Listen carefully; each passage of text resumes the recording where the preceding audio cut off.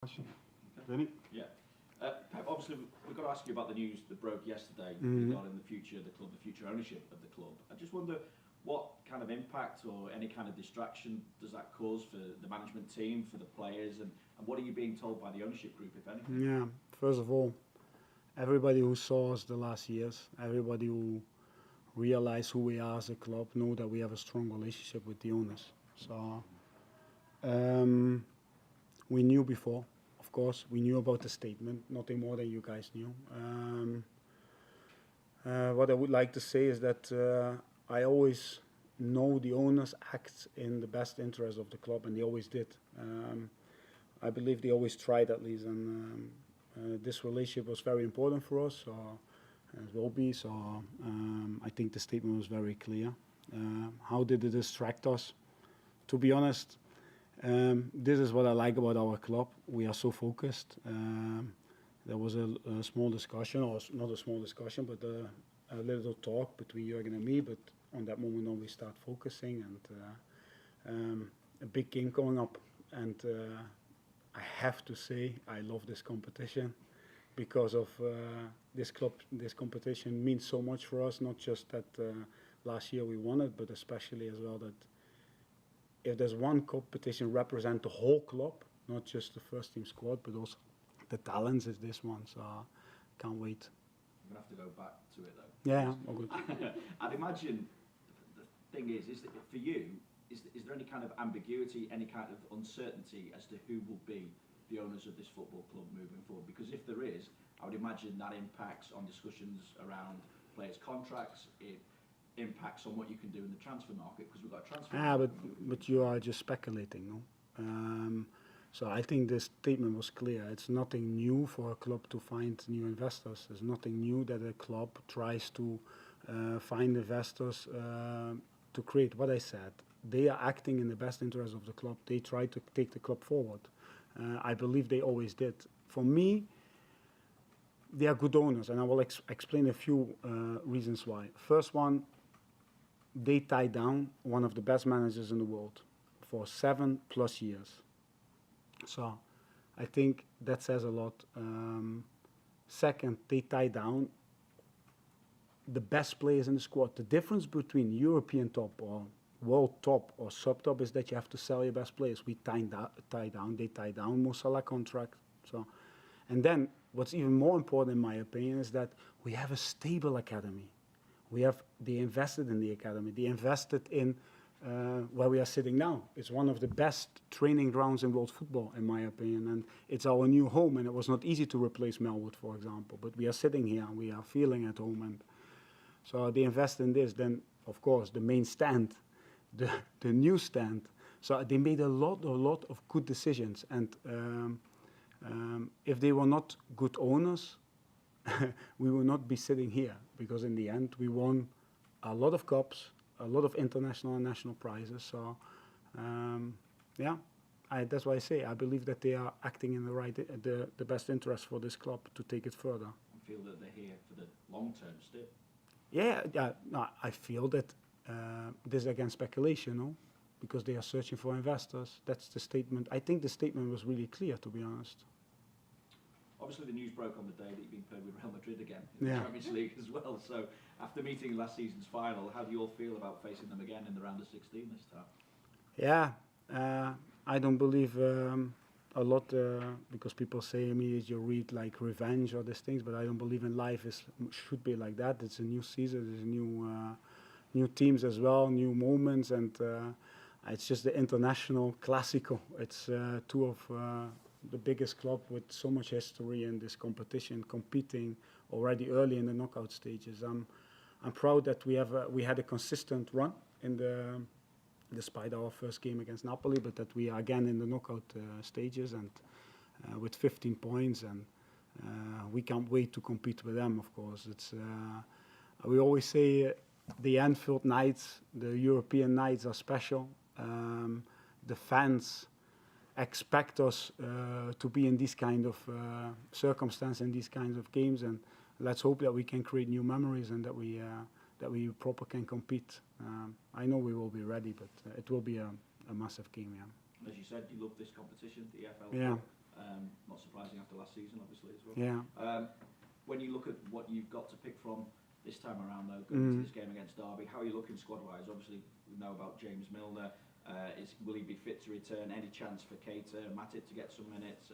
How important for the rotation will we see the likes of Kelleher, Phillips, Ramsey, Carvalho starting? Yeah, what's good is that, as we proved last year, is that this competition gives moments for talent. That's for sure. This competition gives moments for our scouting department as well. So the academy and the scouting department, players who not. If one thing has proven last year is that we will need the full squad again to compete if you want to go for the cups. So we're going to use that as always.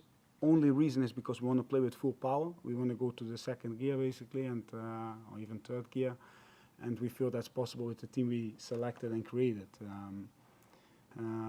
But again, going back to Derby, I know that they are being in not an easy period, not an easy moment. But Paul, one thing is for sure, if you look back to Rotherham, for example, the players run through brick walls for him. And he's a coach who loves to play with a line of 5, but he has a few injuries in the back line, so probably, I'm not sure, he played with the back 4 now last time, so what we can expect is a mixture of talent with Sibley, with Owen, and Collins as a target man, and so yeah, we expect this kind of game tomorrow, so we need to be ready, that's for sure. But going back to last year, Leicester, for example, when we were 3-1 down, if you heard the stadium at this moment, how they supported the young boys and the kids, or the kids, how Jürgen says, but the talents, the ones who will win cups later on for us. What I'm trying to say is that we need this environment again, that we can chase, that we can hunt in packs, that we can get the ball back. Yeah. So listening to you then, everything's okay, business as usual, lines Yeah. of communication open with the owners. The competition itself has always, well, it's produced some really magical, entertaining nights Yeah. at Anfield. I'm thinking Arsenal, you mentioned Leicester as well.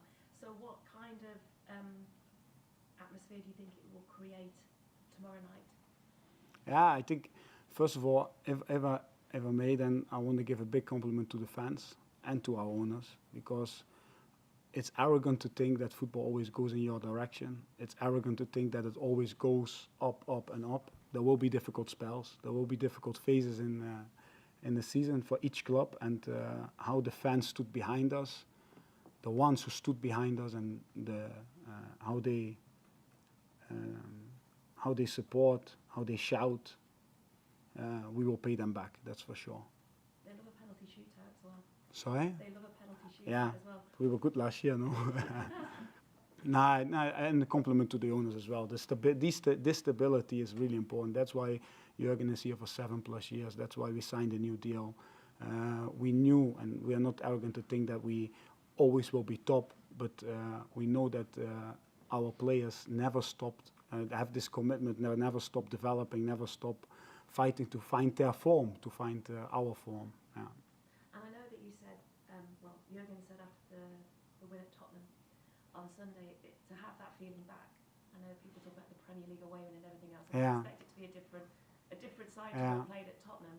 But when you talk about this competition being for every player involved, to have that feeling back, to give them back to those players as well. Yeah, we know that a player with confidence or a player without confidence is not the same player. So the support from outside, so Shankly said, no, you support us, you have to support us in these times, otherwise don't support us when we are in the parade or when we are winning. Support us now, and that's why I say that they do. And if you see the away game against Tottenham, how they celebrated this win, and the second half, how they were still shouting us to get us out of our own half. That's probably what I like the most about football, is that this relationship between fans and manager or team and can create something really good. And it's not easy when it doesn't go your way, but with a little bit help here and there, you can come back. Carl? Hey. Obviously results this season have been a bit up and down. I'm just wondering, were you aware of the criticism that you received for your book, saying you've given away some of the secrets? People are reading too much into aware of that, and what would be your response? Nah, at the moment, first of all, no regrets. Huh? I enjoyed every word and everything what was written down. The moment it was published, for me, it was done. It was the past. It did that any interest, to be honest, because a new season, new problems, blah blah. I hope that people enjoy it. I know that a lot of people do because from the inside and the outside, I get good reactions. But you guys know really good that if you write something, there will people who like it and there will people who don't like it. So that should never stop you to do these things, in my opinion. I'm proud that there's a book that gives inside information, and not as much as people say what will harm. So there's no relationship with that. But I hope that fans that they could read the admiration I have for this club, the feeling for the team, the love for Liverpool, and if it inspires a few, I'm already happy. So, but the reaction have been good. And if you don't know what to give for Christmas present, please buy it for your bitter uncle. Yeah. I'll get on to football then. Yeah, please. We sat here week after week and listened to Jurgen trying to explain what the issues were this season. From your technical point of view, can you give us an idea of how you see what's been the problem this season? Yeah, we had really highs and really lows. There's a reason why we were not as consistent, of course. But if there was one reason or one simple explanation, that's too easy, of course. Or we started the season insane with the Community Shield, in my opinion, what represent our pre-season, what was up to speed, where all the boys were really fighting, and we had a good start in that way. But if you look to a general point of view, is that when you get early 1-0 down, when they have not a slow start, but probably a start where the opposition punish you straight away, then your offensive game has to be really good. You cannot create doubt when the ball moves from left to right, when you bring the ball high up the pitch. And we know from the past that teams try to exploit our high line, that teams try to exploit us in counter-attacks where you leave space. So with these moments, 1-0 down, chasing the game, we all know that the team is different. If you then don't have a lot of points, it becomes even more difficult because players get nervous and make probably a few bad decisions, or we are not as protected as well because everybody wants to contribute. And it's good that we could correct a few things. It's good that we could go back to basics and put like proper solutions in. But I'm happy where we are now, to be honest. It feels like with the Champions League campaign and with Tottenham and the way we are playing, it feels that we are every time a little bit closer to who we really are. What I said, we will pay the fans back because they don't stop believing, don't stop shouting, even when we lost the game. So, yeah. Paul Joyce? Yeah. You said earlier about the owners tied down, Mhm. the best managers in the world. When yourself and Jurgen signed the contract, was it in April? Was it on the belief that you'd be working with these owners for the foreseeable future? Yeah, of course. You sign a deal with the Liverpool Football Club and they are owners, but we are not naive to think that things change in football. Yeah. That's how the football world works. But as I said, our relationship with them is very, very good. I respect them so much. You have no idea. I hoped you guys, with my answers, that I could transparent that. So it's that's my answer, to be honest. And you said about the statement that clubs look for new investors all the time. So is it your understanding that it's new investors rather than a sale of the club? No, everything what I know is what you guys know. I should ask you guys the question probably because it's in the statement. It says very clear that they are searching for investors. That's what we knew. That was what we knew probably 1.5 weeks ago or something. We thought it would not come out now. It come out now, so that's all fine. What I said, what I like about this club and about our structure, that we used to, how can I say, rumors around or unfair or whatever. We focus on what matters, and what matters is preparing for Derby because we want to go and compete in this cup. in this competition. We want to do the same as last year, go far and try to reach to reach Wembley. So our focus goes to this, and we know that that with putting the players tomorrow together on the pitch with experience, with talent, we again creating a new generation of players, and that's what is in our mind. The rest we don't have control anyway, so why would we? Just check. Yeah, go on. Which youngsters could we see in the squad tomorrow? Ben, Noah, Yeah, I can't give this. If you know us, and you know us very well,